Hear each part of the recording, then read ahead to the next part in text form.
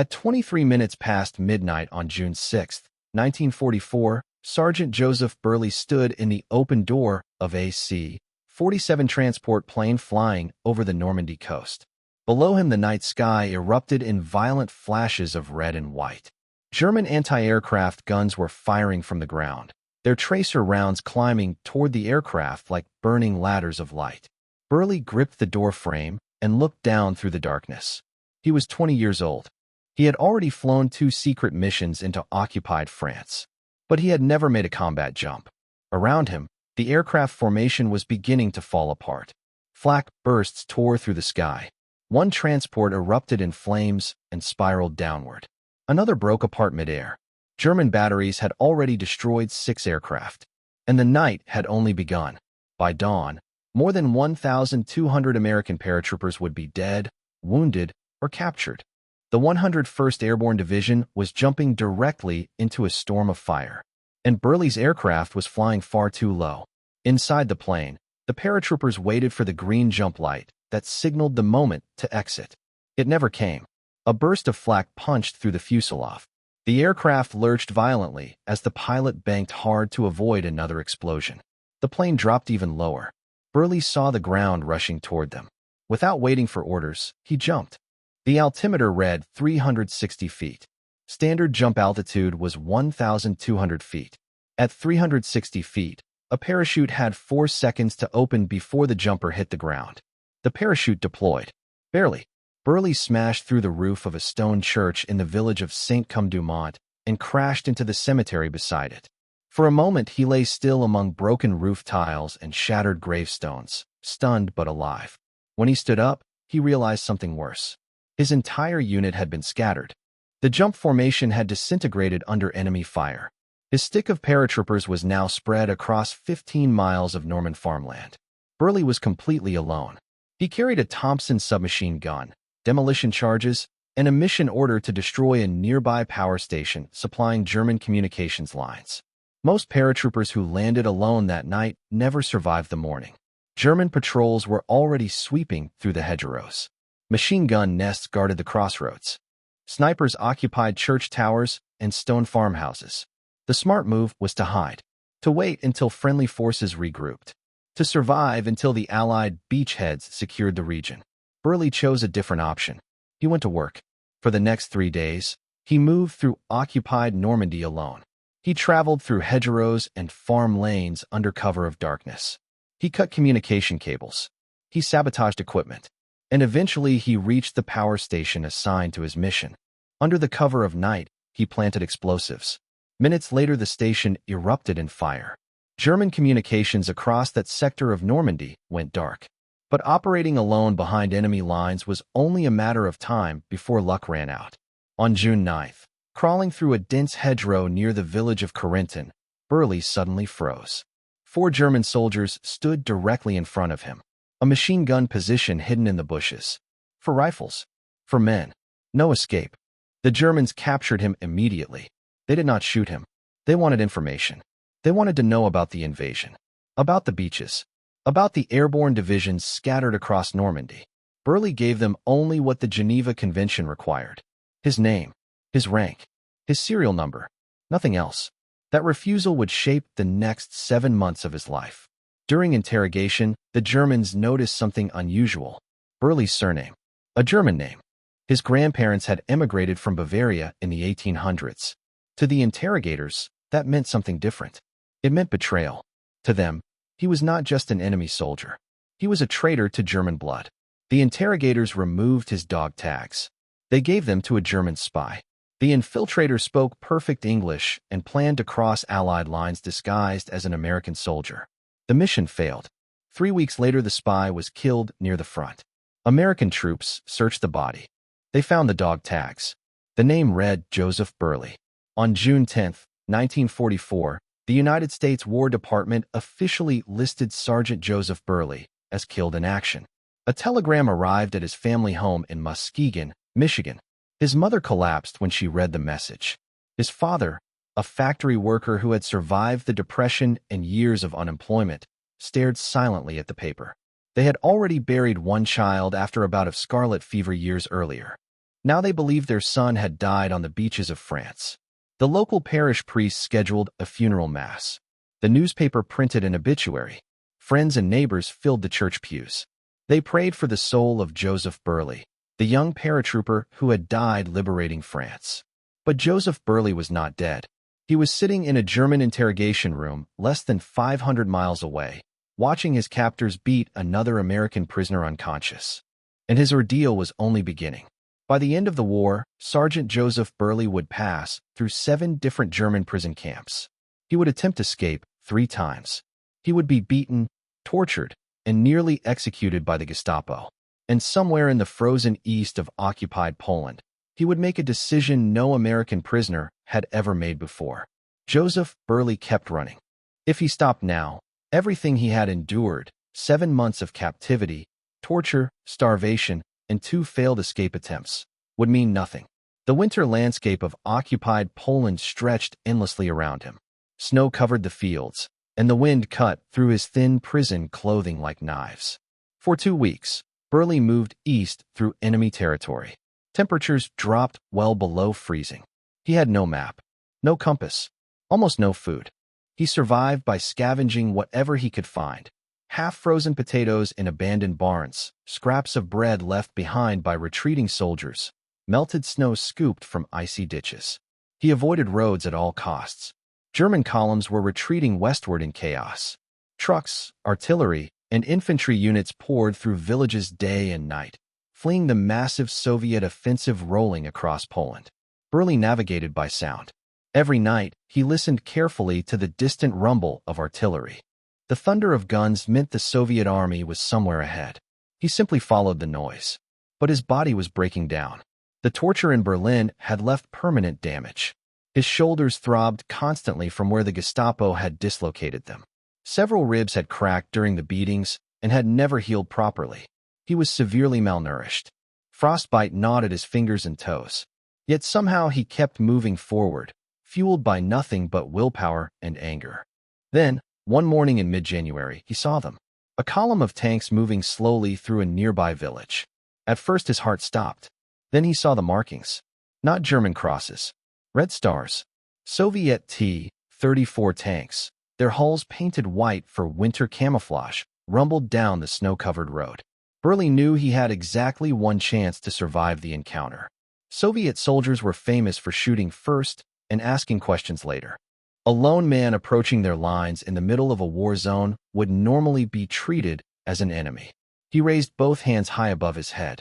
In one hand, he held the only thing he owned that might save his life. A pack of Lucky Strike cigarettes. American cigarettes. He walked slowly toward the lead tank, shouting the only Russian words he knew. The tankers did not shoot. Instead, they surrounded him immediately, rifles raised, shouting questions he could not understand. Moments later, a political officer arrived. A commissar who spoke broken English. Berley explained quickly. American paratrooper. Prisoner of war. Escaped German camp. Want to fight. The commissar shook his head. Regulations required escaped Allied prisoners to be sent to the rear and returned through diplomatic channels. Moscow would decide what happened next. Berley refused. He had not survived 7 months of prison camps and a 2-week trek through frozen Poland just to sit in another compound waiting for paperwork. He wanted a weapon. He wanted revenge. He wanted to kill Germans. The argument grew loud enough to attract attention. Soon the battalion commander arrived, and Berley found himself facing someone completely unexpected. The officer was Captain Alexandra Semisenko, a 23-year-old Soviet tank commander. She was already famous in the Red Army. At the Battle of Kursk, 18 months earlier, she had personally destroyed 3 German Tiger tanks. She had also lost nearly everyone she loved during the German invasion. Her husband, her family, her home. She understood revenge. Samisenko listened quietly as the commissar explained the situation. Then she made her decision. The American would stay. He would fight with them.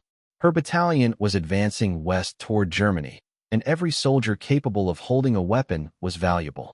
Within an hour, Sergeant Joseph Berley received a Red Army uniform, a PPSH-41 submachine gun, and a new assignment. He would serve as infantry support for one of the battalion's tanks. The tank itself was American-made, an M4 Sherman, supplied to the Soviet Union through the Lend-Lease program. It was an extraordinary moment.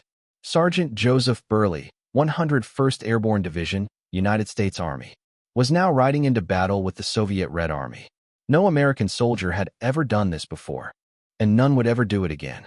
The Eastern Front was unlike anything Berley had seen in Normandy. In France, there were still rules. Prisoners were taken. Civilians were sometimes spared. The Geneva Convention meant something, even if it was not always respected. In Poland, there were no rules at all. The war between Germany and the Soviet Union had already killed more than 20 million people. Villages had vanished from maps. Entire populations had been erased.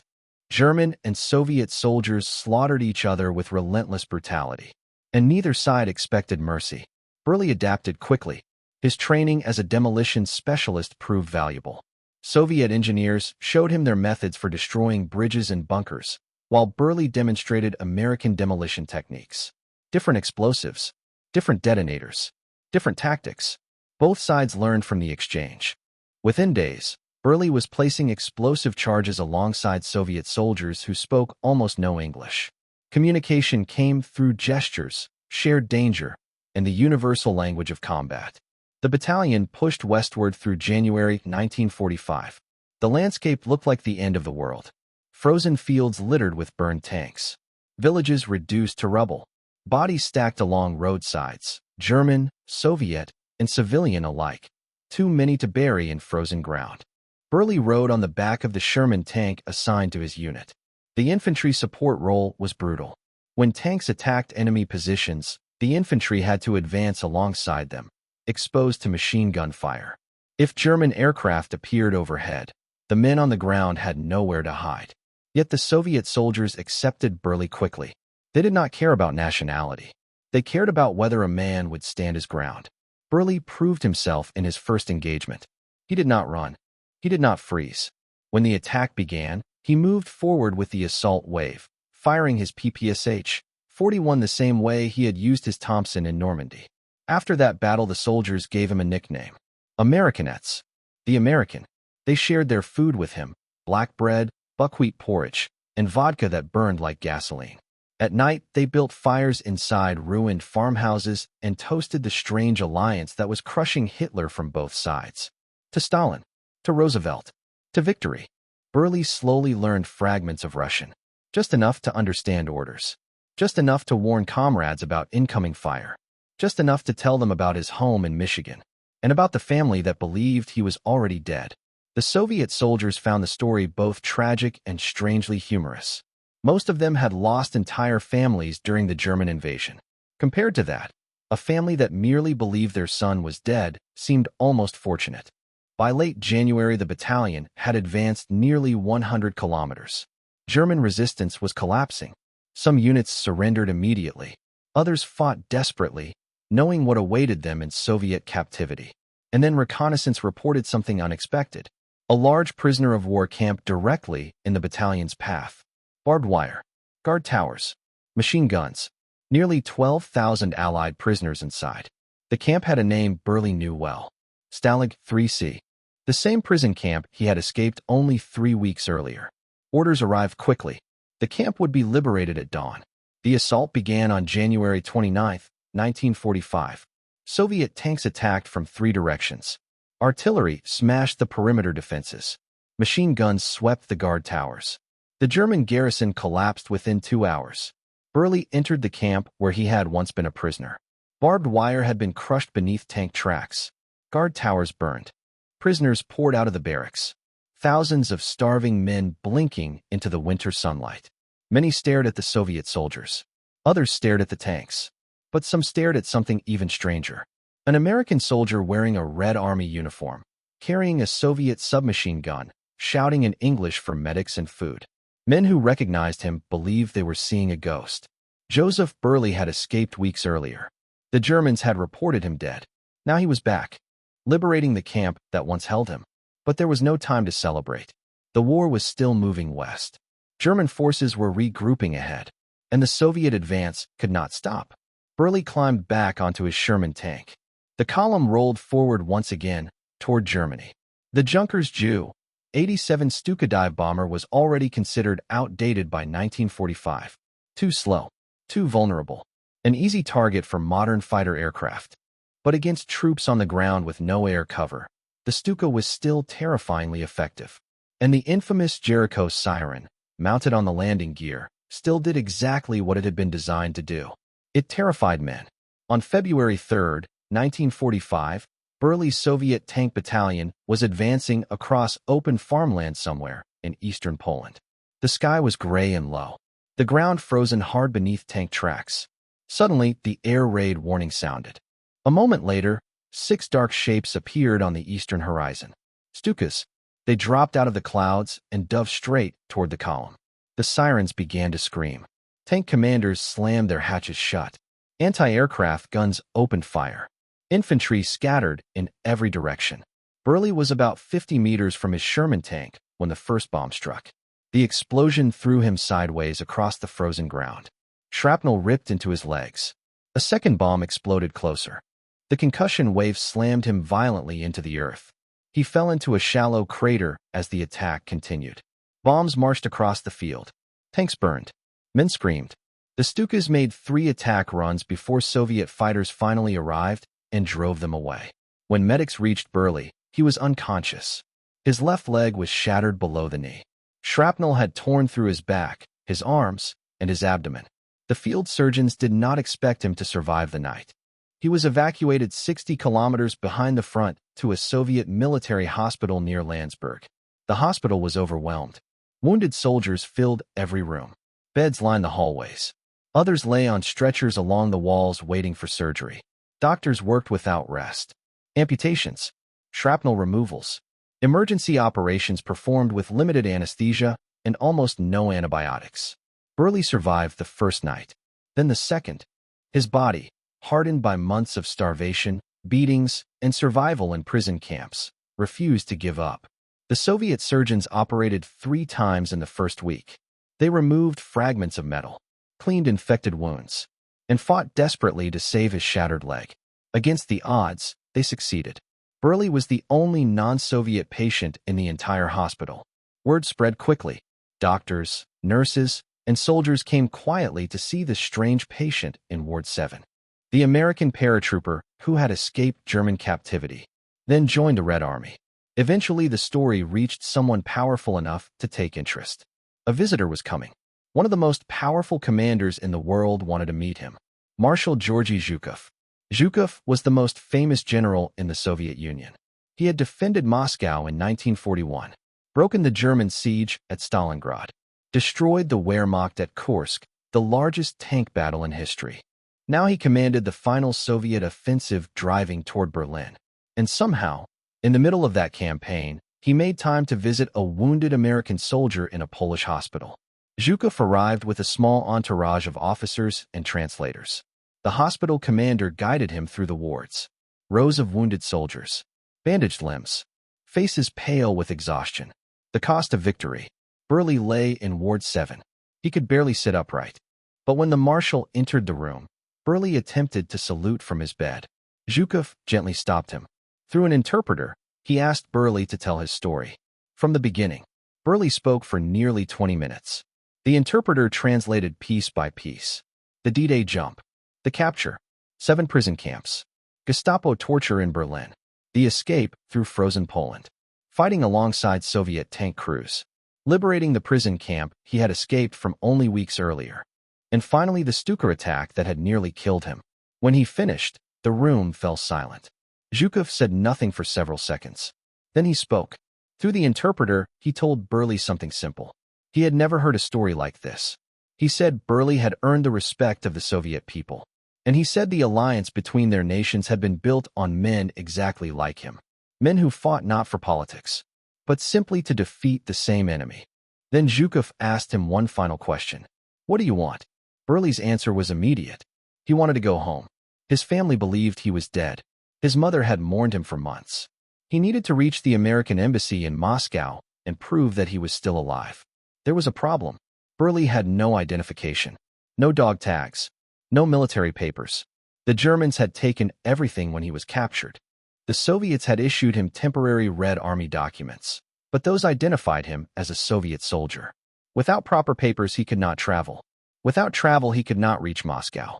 Without Moscow, he could never go home. Zhukov solved the problem with a single signature. He ordered his staff to prepare official documents declaring Sergeant Joseph Berley an American soldier under Soviet protection. He authorized travel permits to Moscow and assigned a military convoy to escort him when he was strong enough to move. Before leaving, Zhukov shook Berley's hand. He wished him a long life and said something that Berley would remember for the rest of his life. Their countries might remember the war differently, but they should never forget they had fought it together. 3 weeks later, Berley left the hospital. His leg had been saved, but he would walk with a limp for the rest of his life. Soviet medics placed him in a truck heading east toward Moscow. The journey took 9 days.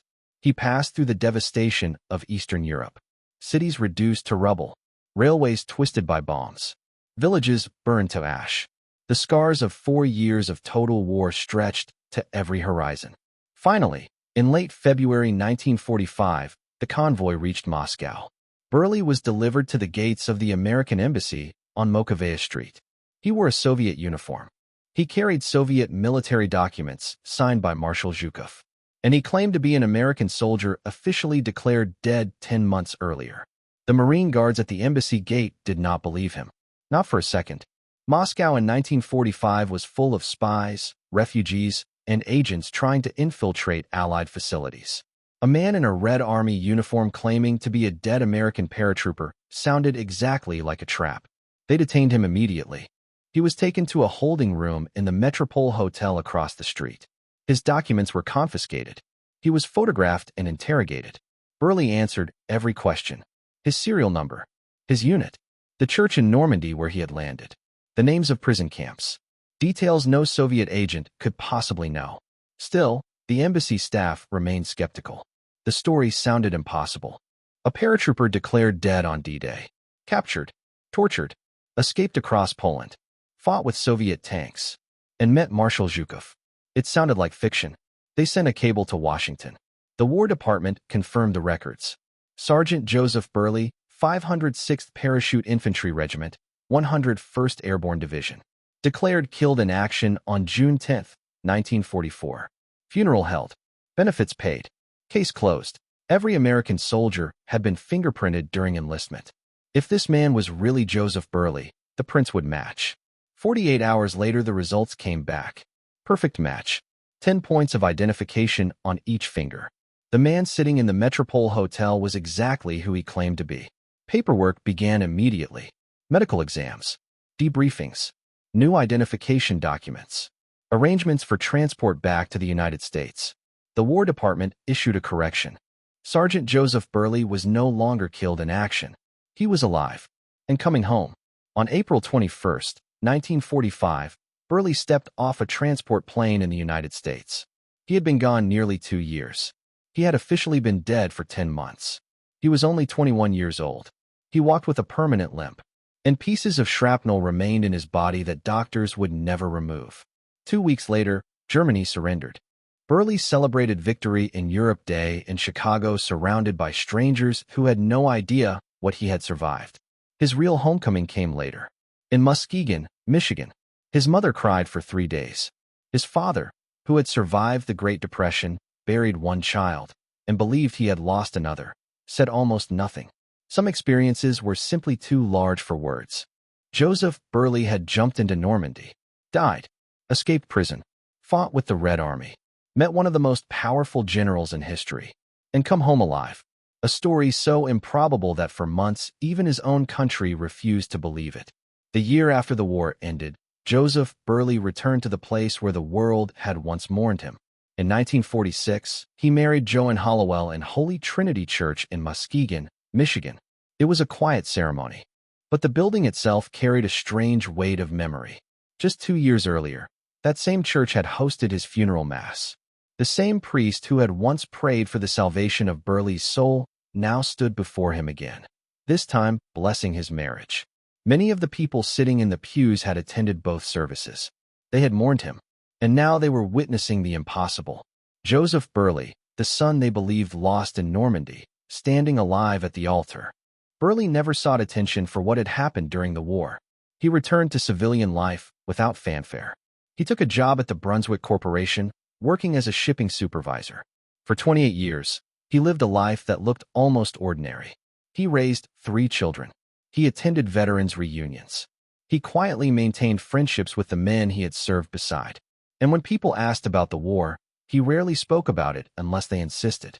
Even then, he told the story simply, without drama, without exaggeration, as if the events that had carried him from Normandy, through Nazi prisons, and onto the Eastern Front were just another chapter of life.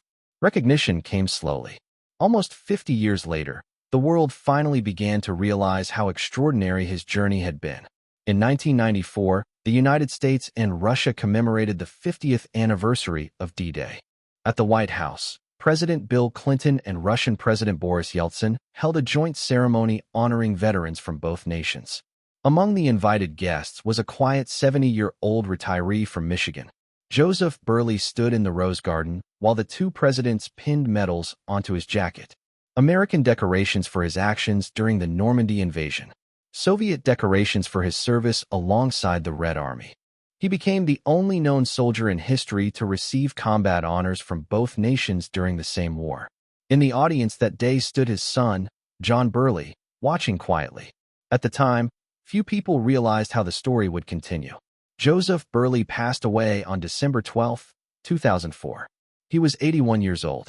He died peacefully in his sleep while visiting Toccoa, Georgia, the same town where he had trained as a young paratrooper more than 6 decades earlier. His body was returned to Washington, D.C. He was buried with full military honors in Section 1 of Arlington National Cemetery. The paratrooper who had once been declared dead before his war had even ended was finally laid to rest among the soldiers of his nation. The woman who had saved his life during the war never lived to see victory. Captain Alexandra Semisenko, the Soviet tank commander who had allowed Berley to fight beside her battalion, died on March 3, 1945, less than a month after Berley had been evacuated from her unit. During a night maneuver near the village of Zulzitz, roughly 70 kilometers from Berlin, a Soviet tank accidentally crushed her while moving through darkness. She was 23 years old.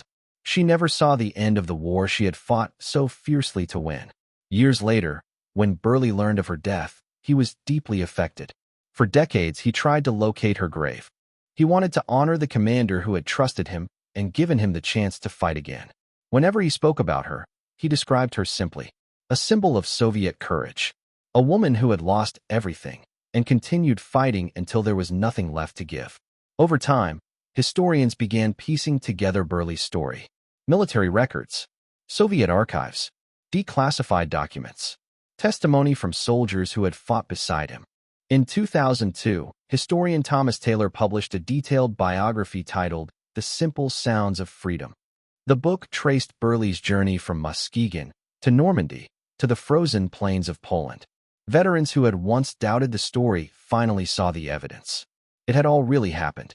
In 2005, the French village of Saint-Côme-de-Mont unveiled a memorial plaque on the church where Berley had crashed through the roof during his parachute drop on D-Day.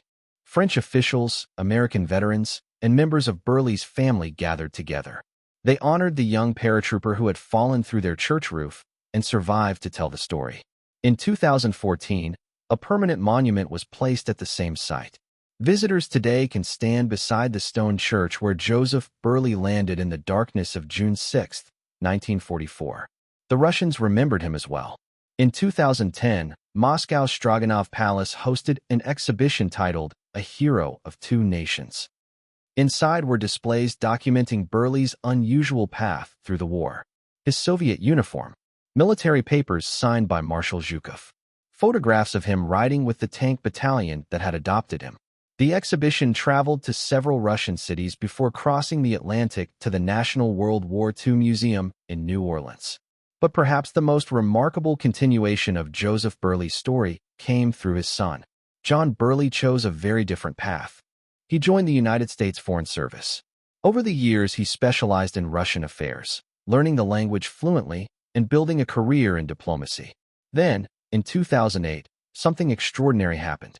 President George W. Bush appointed him United States ambassador to Russia. The son of the only American soldier known to have fought alongside the Red Army during World War II, now represented the United States in Moscow. 63 years earlier, his father had arrived in that same city wearing a Soviet uniform and carrying documents signed by Marshal Zhukov. History had come full circle. Ambassador Berley served in Moscow until 2012. During those years, he walked the same streets his father had once traveled as a wounded soldier. He met Russian veterans who remembered the war, and he honored the alliance that had once united two nations against a common enemy, even as their modern relationship grew far more complicated. Joseph Berley never described himself as a hero. Whenever reporters asked him about the war, he gave the same answer. The real heroes, he said, were the men who never came home, the paratroopers who died in Normandy, the prisoners who starved in German camps, the Soviet soldiers who fell by the millions while pushing west toward Berlin. He survived, he said, because of luck, because of stubbornness, and because of the kindness of strangers who had absolutely no reason to help him. A paratrooper who was declared dead, a prisoner who escaped the Gestapo, an American who fought beside Soviet tanks, and a man whose story connected two nations in the darkest war in human history. Joseph Berley's journey was almost impossible, and yet it was real. One soldier, one war, and a story that crossed two armies, two continents, and history itself.